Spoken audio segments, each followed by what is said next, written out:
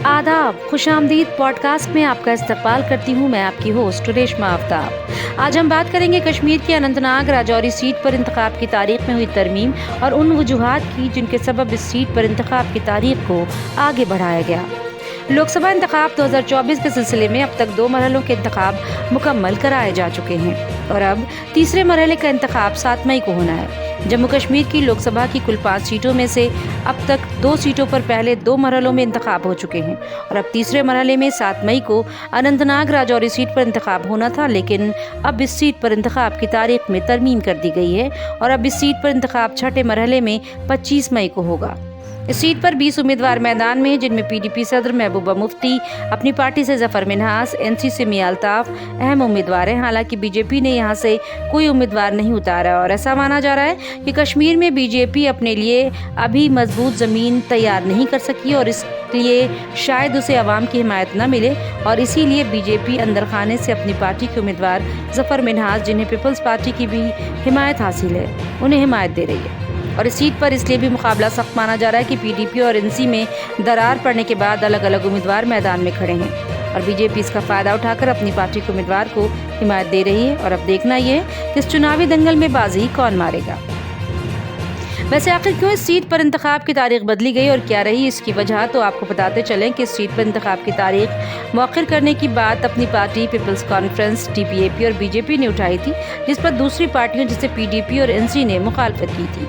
अपनी पार्टी व दिगर ने खराब मौसम और ज़मीन धंसने यानी लैंडस्लाइड के सबब रोड बंद होने और इंतखाबी तशहीर में खलल का हवाला देकर इंतखाबी कमीशन से मांग की थी कि इस सीट पर चूंकि पार्टियां अपनी तशहीर सही तरीके से नहीं कर पा रही हैं, इसलिए उन्हें थोड़ा और वक्त मिलना चाहिए और इस सीट पर इंतखाब की तारीख आगे बढ़नी चाहिए, जिस पर लीडरान में काफ़ी बहस और बयानबाजी भी हुई। पीडीपी सदर महबूबा मुफ्ती ने इंतखाब की तारीख को आगे बढ़ाने की पुरजोर मुखालफत करते हुए कहा था कि कश्मीर में बारिश और लैंडस्लाइडिंग एक आम बात है, तो क्या यहाँ इंतखाब नहीं होंगे और कुछ पार्टियाँ जानबूझकर इंतखाब की तारीख बढ़ाना चाहती हैं। महबूबा मुफ्ती ने तो यहाँ तक कहा था कि पीडीपी कारकुनान अपनी जेब से पैसे लगाकर तशहीर करें और अगर तारीख बढ़ती है तो इंतखाब पर सीधा असर पड़ेगा। वहीं एनसी लीडर उमर अब्दुल्ला ने भी इंतखाब की तारीख में तरमीम करने की मुखालफत करते कहा था कि इंतखाब की तारीख में तब्दीली की मांग कुछ पार्टियां कर रही हैं, सभी पार्टियों की ये मांग नहीं है। बहरहाल इस बयानबाजी के बीच ही गुज़िश्ता 3 दिनों से मौसम ने करवट बदली। पहले 26 अप्रैल को रामबन में बड़े पैमाने पर ज़मीन धंसने का मामला सामने आया, उसके बाद मौसम ने करवट बदली।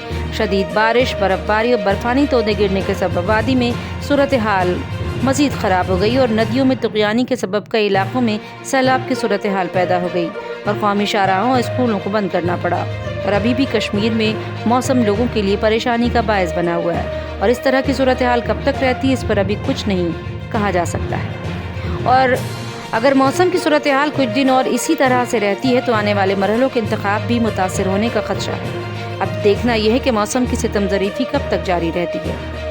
खैर, जब सियासी पार्टियों ने इंतखाबी तारीख मौखर करने की बात कही थी तो इंतखाबी कमीशन ने चीफ सेक्रेटरी अटल डुल्लू और चीफ इलेक्शन ऑफिसर से इस सिलसिले में रिपोर्ट मांगी थी।